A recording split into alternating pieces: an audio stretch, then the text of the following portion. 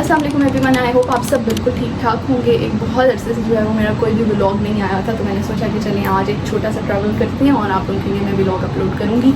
ये वाला जो वीकेंड था ये मेरा एक लॉन्ग वीकेंड था, मिड समर ब्रेक की वजह से फ्राइडे भी हमें ऑफ मिल गया, लेकिन 2 दिन जो है वो सोफे पे गुजारने के लिए फाइनली आज मैंने डिसाइड किया कि एक सोलो ट्रिप प्लान करते हैं। तो आज मैंने जिस जगह पे जाना है उसका नाम है हेमेलिना और ये तकरीबन हेलसिंकी से 100 किलोमीटर की डिस्टेंस पे और 1 आवर की ही ड्राइव है। तो आपने मेरे साथ रहना है, वहाँ जाके देखते हैं कि क्या कुछ वहाँ पे है एक्सप्लोर करने के लिए। वैसे ऑलमोस्ट पूरा फिनलैंड एक ही जैसा है, लेकिन चूँकि समर्स हैं आजकल और थोड़ा सा टेम्परेचर ज़्यादा है, 20, 21, 22 के अराउंड है, लेकिन हवा चल रही है ठंडी, तो वो तकरीबन मुनासिब रहता है ट्रैवल करना। तो जाने से पहले हमने एक छोटा सा काम करना है, तो आप लोगों ने मेरे साथ रहना है और देखते हैं कि हमारा सफ़र आज का कैसा है।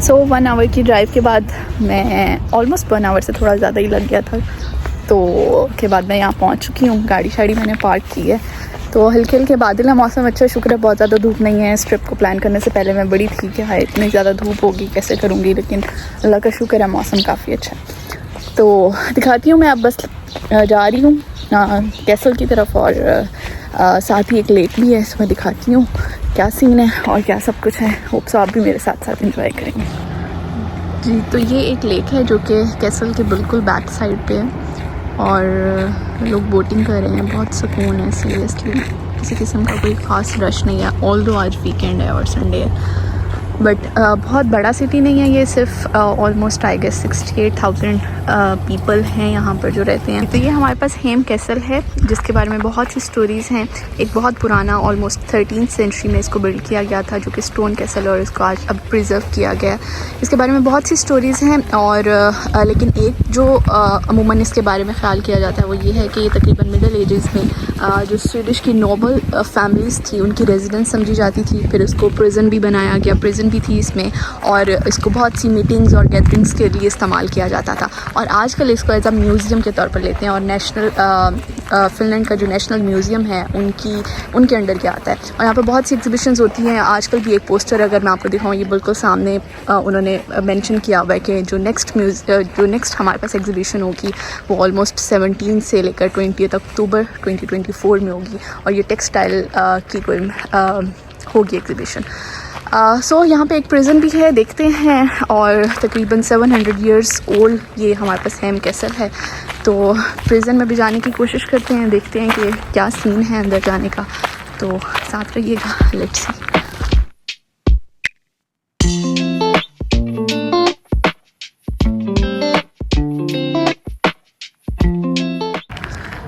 तो ये है हमारे पास प्रिजन, जिसको फिनिश में 1 किला बोलते हैं और फिर स्वीडिश में नाम है और उसके बाद उन्होंने इंग्लिश में द प्रिजन लिखा हुआ है। तो इसकी टिकट है, लेट्स सी, आगे जाते हैं, टिकट देखते हैं और फिर उसके बाद अंदर जाने की कोशिश करते हैं। सो टिकट हमने ले ली है प्रिजन की। हमने सोचा कि चलें प्रिजन को जो है ना सबसे पहले एक्सप्लोर करना शुरू करते हैं। हाय, अगर मैं आपको इस प्रिजन की थोड़ी सी हिस्ट्री बताऊं तो 1871 में इसको बिल्ड किया गया और ये पहली सेल्स के साथ प्रिजन थी। और 1993 में क्या हुआ कि उन्होंने इस प्रिजन को कैदियों के लिए बंद कर दिया और उन्होंने इसको जो है 1997 में म्यूज़ियम के तौर पर बना दिया।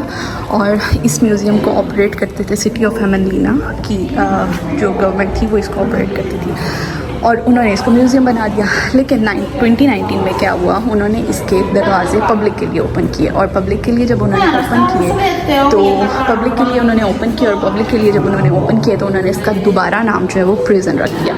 तो ये बात, यहाँ पर जितने भी सेल्स हैं उनकी अपनी अपनी एक ख़ास कैटेगरी है। जैसे अगर मैं इस सेल की बात करूँ तो इसका नाम उन्होंने रखा हुआ है ट्रांसफ़र सेल। ट्रांसफ़र सेल क्या था कि अगर आपके जो हमारे पास ग्राउंड फ्लोर है इनके पास, अगर वो क्राउडेड हो जाता है तो वहाँ से लोगों को ट्रांसफ़र करके ऊपर इस स्मॉल सेल में भेज दिया जाता था। अमूमन स्मॉल सेल में यहाँ पर जो है वो 6 प्रिजनर्स को एक वक्त में रखा जाता था जो कि बंक बेड्स पे होते थे। लेकिन कभी कभार क्या होता था, कुछ ज़्यादा प्रिजनर्स को भी वो इंगेज करते होते थे मैट्रेस पे।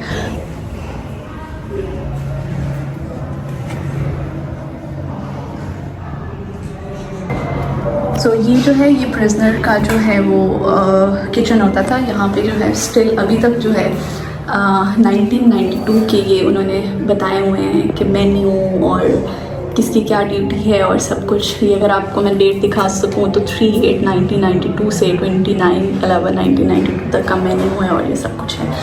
और पहले ओरिजिनली क्या था कि जो ग्राउंड फ्लोर था वहाँ पे ही एक किचन था और उस किचन को ही वो यूज़ करते थे, वहीं से सबकी को फूड डिस्ट्रीब्यूट किया जाता था। लेकिन फिर उन्होंने क्या कहा, उन्होंने हर फ्लोर पे जो है एक एक किचन बना दिया। अभी तक विजिटर्स के लिए सिर्फ सेकंड फ्लोर ओपन है, थर्ड फ्लोर ओपन नहीं है, लेकिन थर्ड फ्लोर पे भी अलग से किचन था। लेकिन इस किचन को वो सिर्फ किचन ही के तौर पर यूज़ नहीं करते थे, बल्कि इसको वो डार्क पनिशमेंट सेल के तौर पर भी यूज़ करते थे। अब डार्क पनिशमेंट सेल क्यों यूज़ होता था? कोई ऐसा प्रिजन जिसको उन्होंने सख्त किस्म की सज़ा देनी होती है, लेट्स सपोज अगर वो बहुत तंग करता था तो उन्होंने उसको सज़ा के तौर पर यहाँ पर लाकर बंद कर देते थे और उसको ख़ुसूसन टाइम तक के लिए यहाँ पर रखा जाता था। और उसको एक और तरह की भी पनिशमेंट दी जाती थी जिसको वो ब्रेड एंड वाटर पनिशमेंट का नाम देते थे, जिसमें उसको सारा दिन में सिर्फ उसको ब्रेड मिलता था और पानी मिलता था और ब्रेड के ऊपर सिर्फ सॉल्ट की सीजनिंग होती थी। I don't know what kind of punishment it is, क्योंकि फिनिश पीपल जो हैं वो तो खाते ही सॉल्ट और ब्लैक पेपर के अलावा, और वो तो वो कुछ खास ज़्यादा स्पाइसेस यूज़ ही नहीं करते। लेकिन हाँ, ये हो सकता है कि उनको सिर्फ सारा दिन में ब्रेड और वाटर ही मिलता होता था, तो ये एक पनिशमेंट हो सकती है। तो ये था प्रिजनर्स के लिए एक मेडिकल के तौर पर आप समझ लें कि एक डिस्पेंसरी थी जो कि यूज़ की जाती थी और इसको नर्स रूम का नाम दिया जाता था, जिसमें हर वक्त फुल टाइम एक नर्स जो होती है वो रिस्पॉन्सिबल होती थी कि प्रिजनर्स की प्राइमरी हेल्थ केयर का ख्याल रखा जाए। अब मैं आपको एक बहुत इंटरेस्टिंग से सेल दिखाती हूँ। ये है सेल 12, जो कि ऑल्दो ऑर्गेनाइज हुआ है काफ़ी हद तक, और यहाँ पे कारपेट्स हैं, डबल बेड है, टीवी भी पड़ा हुआ है और दीवारें जो हैं वो कुछ भरी हुई हैं। और इसके बारे में एक बहुत इंटरेस्टिंग स्टोरी है कि यहाँ पे 29 ईयर ओल्ड एक लड़का था जिसके ऊपर 9 मुकदमात थे और वो 9 मुकदमात कुछ हमलों के थे और रॉबरीज थी, उसने कुछ वारदातें की हुई थी और इवन ट्रैफिक वायलेशन भी की हुई थी। और उसने यहाँ पर अपने 3 साल गुजारे और 1993 में जब ये हेमनलीना प्रिजन जब बंद हो गई तो उसको उसके घर के करीब शिफ्ट कर दिया गया। और इस 3 साल में वो बहुत चाहता था कि मैं अपनी पूरी जो है वो जितनी भी उसकी सज़ा है वो इसी में गुजारूँ। और इसके बारे में है कि वो क्यों ऐसा चाहता था, क्योंकि एक लड़की थी जिसका नाम था हिल का और उसके बहुत से पोस्ट कार्ड और ख्वाहिशात से भरे हुए आते थे इसको, और उसने वो तमाम पोस्ट कार्ड जो है वो अभी भी दीवारों पर लगाए हुए हैं। और इस सेल के बारे में मशहूर है, जैसे हर क्लास में एक स्टूडेंट होता है ना, उसके बारे में मशहूर होता है ये बच्चा इस किस्म का। तो इस सेल के बारे में मशहूर है जो यहाँ पे लड़का रहता था, वो 20 साल का था और उसने भी एक बहुत से क्राइम किए हुए थे, बहुत बड़े बड़े नहीं थे, लेकिन उसका एक पीरियड था कि वो उन क्राइम को जो है मतलब उस पीरियड में जो है वो अपने आप को क्लियर कर सकता था, लेकिन उसने नहीं किया और उसने अपनी पूरी जो थी सेंटेंस और उसने अपनी पूरी जितनी भी उसको सज़ा मिल रही थी उसने कहा मैं पूरी करूँगा यहाँ पे। और उसके सेल से हमेशा हर वक्त जो है वो कैसेट्स की और म्यूज़िक चल रहा होता था, गिटार बज रहा होता था और आवाज़ें आती होती थी। तो इंटरेस्टिंग है। ये एक रूम है जिस रूम को इस्तेमाल किया जाता था काम के लिए, क्योंकि यहाँ पर जो है काम सज़ा का एक हिस्सा होता था और कैदियों को एक इस्लाह का मौका दिया जाता था कि वो कोई काम कर लें और किसी भी किस्म का जैसा भी वो चाहते हैं। लेकिन अमूमन यहाँ पर लोग जो हैं वो फ़िशिंग की नेट जो है वो बनाया करते थे। तो 1953 और 1979 के दरमियान जो है इस सामान को इस्तेमाल भी किया जाता था। तो ये हमारे पास रूम है जिसको उन्होंने डेंटिस्ट चेयर का नाम दिया जाता था। इसके बारे में अगर मैं आपको थोड़ा सा बताऊँ तो शुरू में क्या था कि प्रिजनर्स की जो डेंटल केयर थी वो सिर्फ यही थी कि अगर उनकी दाढ़ में कोई मसला है, दांत का मसला है, तो उसको एक्सट्रैक्ट कर देते थे। लेकिन 1926 में क्या हुआ है कि कैदियों को ख़ुसूसन इजाज़त दी गई कि वो अपने पैसों से जो है वो टूथब्रश भी ख़रीद सकते हैं और वो अपने दांतों को फिक्स भी करा सकते हैं। 1970s में क्या होना शुरू हुआ कि उन्होंने स्पेशल अटेंशन देना शुरू कर दी कैदियों के डेंटल केयर पे और उन्होंने बोला ख़ास किस्म की हदायत आई कि जो प्रिजनर्स हैं अब उनकी जो डेंटल सर्विसेज हैं हर तरह की प्रोवाइड की जाएंगी। तो फिर ये जो है वो डेंटल चेयर जो है वो यूज़ की जाती थी प्रिजनर्स के दांतों की जो है वो खुसूसन हिफाजत के लिए। तो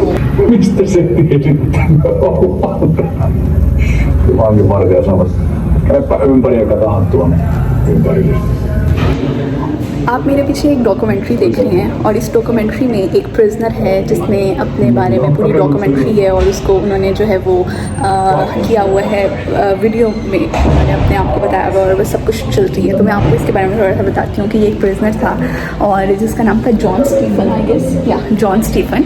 और हुआ ये कि इसने ऑलमोस्ट अपनी ज़िंदगी के 20 साल जो हैं वो जेल में गुजारे और इसके बारे में मशहूर है कि इसने ना सिर्फ फिनलैंड, ऑलमोस्ट फिनलैंड हर जेल में अपना टाइम गुजारा है और और ना सिर्फ फिनलैंड बल्कि स्वीडिश की भी कुछ जेल थी जिनमें ये रहा हुआ है, और इसने बहुत से क्राइम्स किए हैं, और उन क्राइम्स में जो है ये बहुत बड़ी बड़ी वारदातें करता होता था, जैसे ये बैंक की रॉबरीज़ में भी जो है वो मुलविस होता था।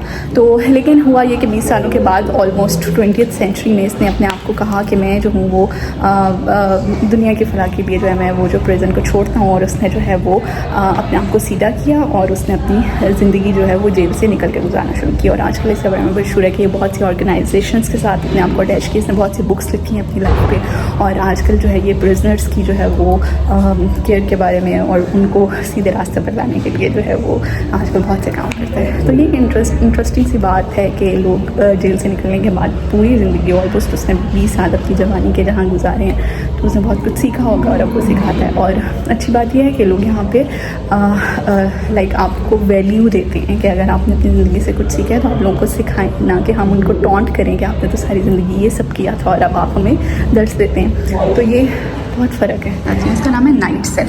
ये सेल जो है ऑलमोस्ट इसको हेलसिंकी पेनल लेबर प्रिजन से जो है, जिसको आज का जो हेलसिंकी प्रिजन का नाम दिया जाता है, से यहाँ पर शिफ्ट किया गया था। और ये सेल जो है सिर्फ 4 मीटर स्क्वायर्स पे है, सिर्फ इसका इतना सा एरिया है। और ये लाइट इन्होंने अब लगाई हुई है ताकि हम लोग देख सकें कि यहाँ पे लाइट्स हैं और यहाँ पर किस किस्म का होता है। एक हमारे पास ये प्रिजन है, एक सेल है नाइट सेल, एक ये नाइट सेल है और एक ये नाइट सेल है। हर डोर के बाहर जो है वो उन्होंने डिस्क्रिप्शन बताई हुई है कि इस सेल में कौन रहता था और किस वजह से रहता था और उसने क्या क्या कुछ किया। लेकिन इस पूरे होल सेल के बारे में ये है कि यहाँ पर जो लोग थे उनको ये सज़ा मिली होती थी कि वो सारा दिन काम करेंगे, सारा दिन इसमें सिर्फ इस विंडो के थ्रू जो है वो रोशनी आती थी, और रात को किसी किस्म की यहाँ पे लाइट नहीं होती थी, और रात को वो सिर्फ इस 4 मीटर स्क्वायर्स में आकर खड़े होकर सोएं, बैठ के सोएं, जैसे भी सोएं, उन्होंने यहाँ सोना होता था। उनको सारा दिन अलाउ नहीं होता था कि वो यहाँ पर आएँ। ये एक रूम है जहाँ पर जो है वो टैटूज़ बनाए जाते थे। वैसे तो प्रिजन में जो है वो टैटूज़ बनाना बहुत फॉरबिडन था, बिल्कुल मना था, लेकिन उन्होंने क्या किया, कैदियों ने उन्होंने स्पेशल किस्म की मोटर जो है वो कुछ ऐसी साइलेंट मोटर्स थी निकाली, कुछ ऐसे साइलेंट डिवाइसेस थे जैसे कि DVD प्लेयर्स और गेम कंसोल्स में से उन्होंने मोटर्स निकाली, और उन मोटर्स के ज़रिए से जो है उन्होंने क्या किया, टैटूज़ की नीडल्स बनाई और उन्होंने जो है उन टैटूज़ को अपने ऊपर बनाना शुरू किया, ताकि इतने साइलेंटली वो बनाएं कि लोगों को भी ना पता चले कि किसी किस्म की जो है वो डिवाइसेस यहाँ पर यूज़ की जा रही हैं टैटूज़ बनाने के लिए। तो वे कैदी तो कैदी ही होते हैं, जुगाड़ तो लगा ही लेते हैं। और ये है एक फोर्स फीडिंग चेयर। होता ये था कि कुछ कम्युनिस्ट प्रिजनर्स जो थे और ख़ुसूसन तौर पर जो फीमेल्स थी वो हंगर स्ट्राइक पर चली जाती थी। ऑल्दो फिनलैंड में जो है हंगर स्ट्राइक का कोई ख़ास जो है वो ट्रेंड नहीं है, लेकिन कुछ जो फीमेल थी या कुछ प्रिजनर्स जो थे वो पॉलिटिकल इशूज़ से बालातर होकर वो भी कम्युनिस्ट जो प्रिजनर्स थे उनके साथ जो है वो सिंपैथी स्ट्राइक देते थे और हंगर स्ट्राइक पर चले जाते थे। फिर वो इस तरह की ये चेयर्स यूज़ करते थे जिस पर एक लेदर का जो है ना उन्होंने बेल्ट रखी होती थी, उससे वो मारते थे, और वो जो है वो नोज़ के थ्रू जो है ना वो खाना उनको खिला देते थे प्रिजनर्स को, ताकि ये मर ना जाएं, और लिक्विड फॉर्म में खाना आता था।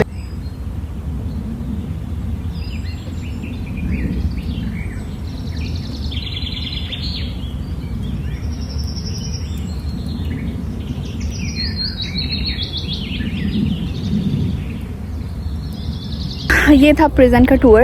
मैंने पूरी कोशिश की कि मैं जितना मैक्सिमम आपको प्रिज़न का टूर दे सकूं और उसके बारे में बता सकूं, मैंने कोशिश की कि बताने की आपको। और आज टाइम थोड़ा सा कम था। यहाँ पे म्यूज़ियम है और यहाँ पर एक मिलिट्री म्यूज़ियम भी है, हम उसको भी एक्सप्लोर कर सकते हैं, लेकिन टाइम कम होने की वजह से जो है मैं उसको ज़्यादा नहीं आज कर सकी।